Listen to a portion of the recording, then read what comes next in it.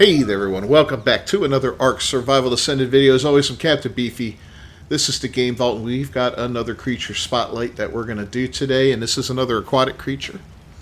Not this one that we're riding. We've already talked about the baryonyx. We're going to talk about this guy down here, the Basilosaurus. So let's cue up the music and we'll get right to it.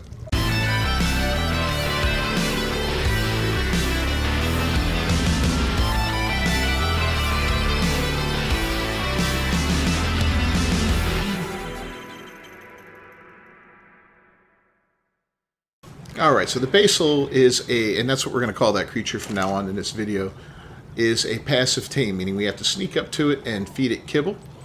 The kibble that it requires is the yellow kibble right here, the exceptional kibble. And as you can see, it takes focal chili, rare flower, fiber, major berries, water, and of course an exceptional dino egg. Let's see if I have any exceptional dino eggs right now. I believe I probably do. As a regular, it's superior, simple, basic, maybe not. Exceptional, Rex eggs, perfect.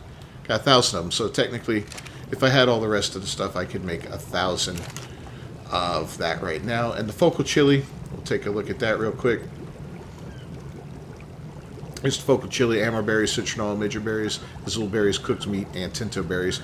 Not particularly complicated to make. You'll need a little bit of a garden going on there and some cooked meat to be able to whip that stuff out. So, yeah, definitely not too hard.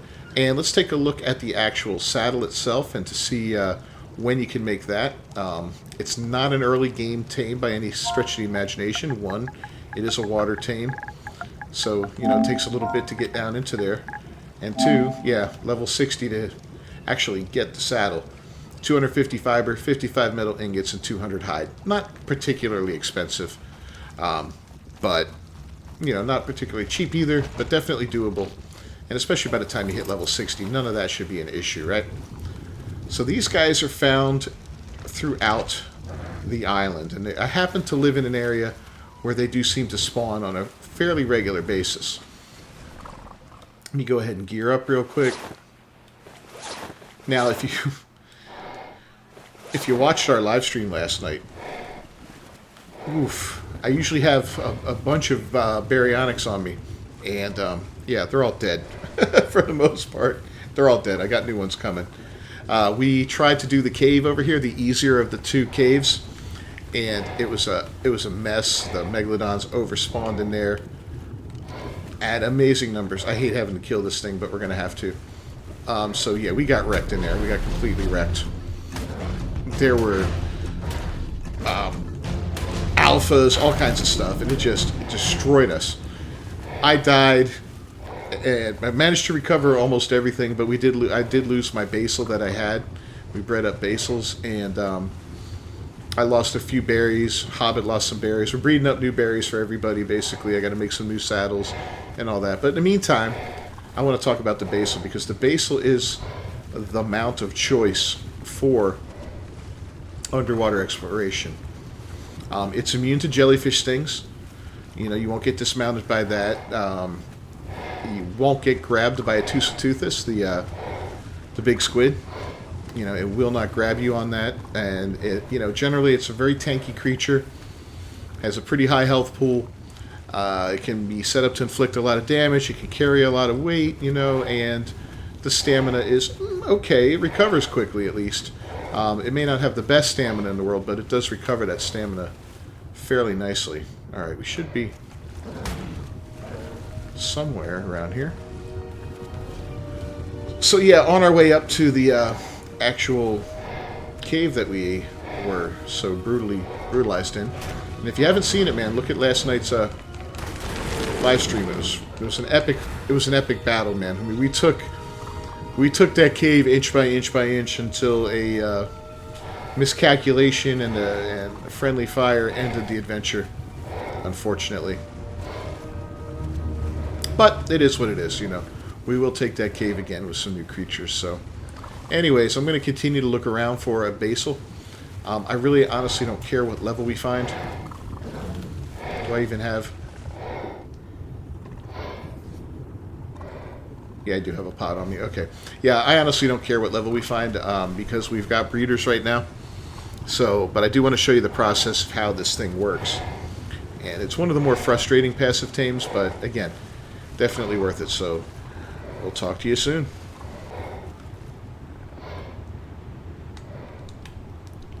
Alright, so we found him. He's off in the distance here a little bit, a 130 male. We're going to have to get rid of all the stupid manta that are around him, which won't be hard. All it will take is one bite.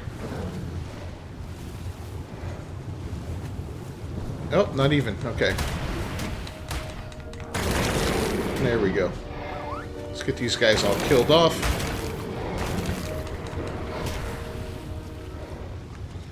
More will come in. You know, that's one thing about manta. They are a pain in the ass. They will come in from everywhere when you attack them. Alright. So the basil's there. We're going to go ahead and put our extraordinary kibble. I have that one instead of the yellow. I have a bunch of that stuff made up. That's why. I don't see anything around me that's going to maybe cause me trouble, except maybe that donkey, but we're far enough away. We're going to swim up. Bingo, hit him. Get back on our guy. And now we wait.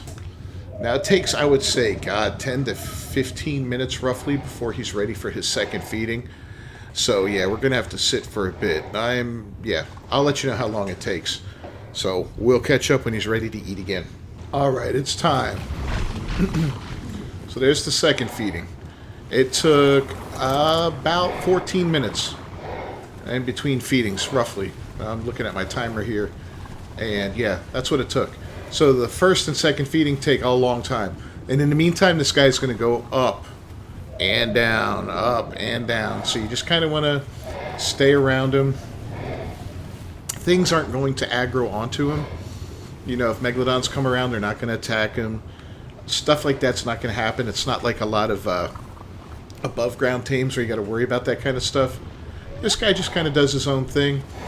But you are going to want to be careful, and just to make sure that you don't engage with something in the area where he is and accidentally hit him for a little damage, you know, because that'll reset the taming.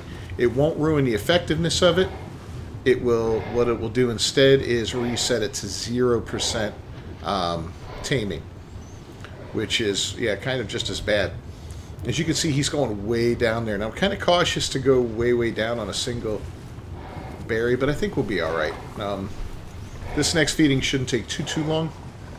I did tame a 145 ichthy that was following him around, pretty much by accident. I thought it was him, and then he got killed shortly afterward, which sucked. There we go. He's done. You see that second and third taming? Yeah, not a big difference there. This guy is like so pale. Alright, well, let's go ahead and put him in a pod. I did bring an extra pod. And then we'll take a look at his stats and see if he's got anything very, very interesting. 42 in health, 27 in stamina, which sucks. The weight's 36 and 42 in melee, 46 in food.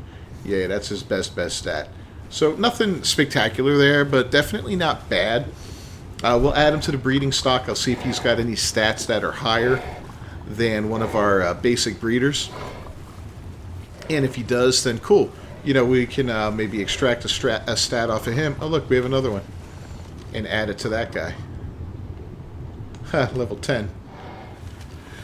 And then we'll take the guy out for a spin. I'll show you what he's all about. But it's definitely one of the best mounts in the game for underwater. And arguably the best mount. I would say it's the best mount, to be honest with you. Again, immunity from jellyfish alone is perfect. You won't get dismounted by him. Being unable to get picked up by the Tuso. Fantastic. You can't beat that. It passively produces oil, which is kind of cool. It'll hold a max of 20 in its inventory, which isn't a lot, but still the passive production of it is kind of neat, because if you've got them out, you know, a couple times a day, you can grab 20 oil out of them. It does deteriorate that oil. It has an expiration on it, unlike, you know, the oil that you mine out of the rocks and so forth. But still, you can use that to make some gasoline, you know, combine it with a little bit of hide, and make a little bit of gas every day and keep yourself running. You'll never have to go looking for oil, especially if you have some. Come on, die! Are you kidding me? We're gonna dance. We're gonna dance. Like I said, especially if you have some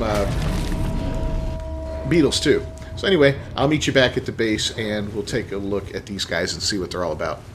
Alright, so we're going to go ahead and show you one of these guys in action here. This is a level 227. It's got 26 levels on it. This is one I was using to breed up some better ones. But for now, we're going to bump it up to 30,000 health.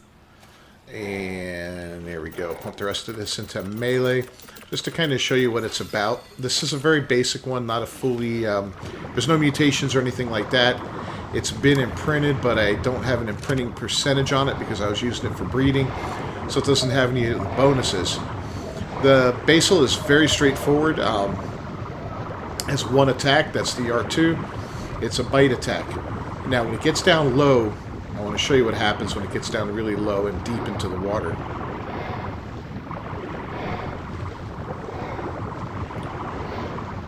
You're going to hear it start to make some noise. Yeah? No? Okay, there it is. You heard that? It's being hurt right now. So when it's this low in the water, it cannot heal, and it actually takes damage from the pressure. Okay? So you want to keep that in mind. Now, it's not a lot of damage that it takes. In fact, it's a fairly small amount of damage that it takes. But it is something to be aware of, especially on other maps. On this map, not so bad, right? There's not a lot of ocean here. It's always around the rim and all that. But on some maps, you've got some really deep ocean areas. And some that are like inside of caves and all that, that if you get way down in there and you're that deep underwater, yeah, and your basal's taking constant damage, it's unable to heal. But as you can see, we're healing up just fine now. And he heals pretty quick from fish meat, you know. I think he's even better with regular meat.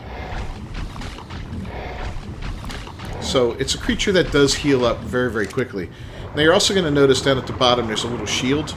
That is insulation. That gives you some protection from the cold of the underwater while you're riding on him, which is awesome. Now again, this guy cannot be grabbed by a squid, which is fantastic. I doubt we'll have the opportunity to show you that right now since the squid is so rare in the game. But what I would like to see is maybe a jellyfish, just to show you that you don't get dismounted from that. But I mean, you can always take my word for it too, because it's the way it is with this creature. You know, you can get hit by jellyfish, you're not going to get dismounted. The squid aren't going to grab you. Here's a jellyfish in here, I think, right?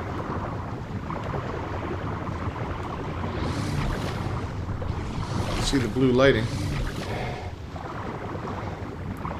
And maybe not. Alright. Maybe that's one up ahead.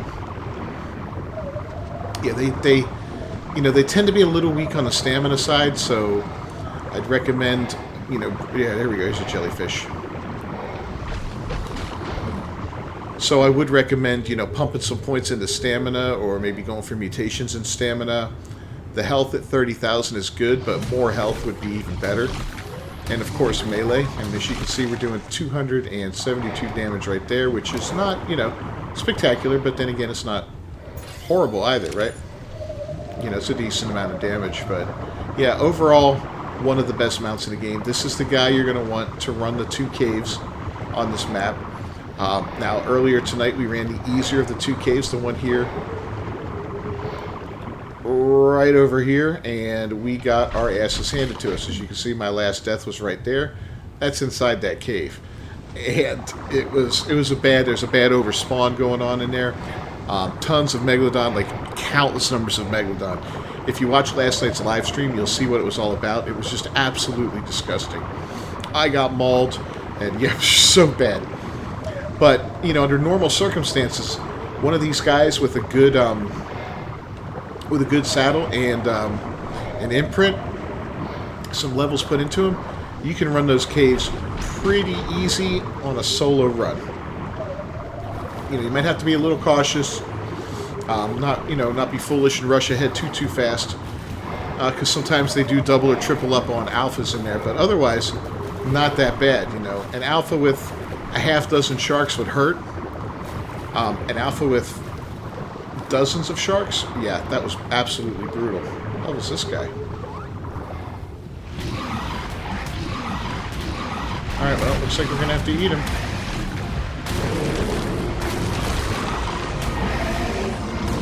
It's a level 60. So yeah, that's it, man. That's the Basil. Great, great tame. Highly recommend it. Get one for yourself. Get 2 of them, actually, and mate them and get the, you know, the imprint bonus and all that fun stuff. I always recommend that. Tonight's losses, or last night's losses in the cave weren't that bad because I can breed up more berries and I can breed up more basils, and we can be right back in action in a couple days. So, yeah. If you found this video helpful at all, please leave a like on it down below. Don't forget to subscribe to the channel and to ring that bell for notifications. These guys can be a lot of oil when you kill them. I'll see you next time, guys. Until then, peace.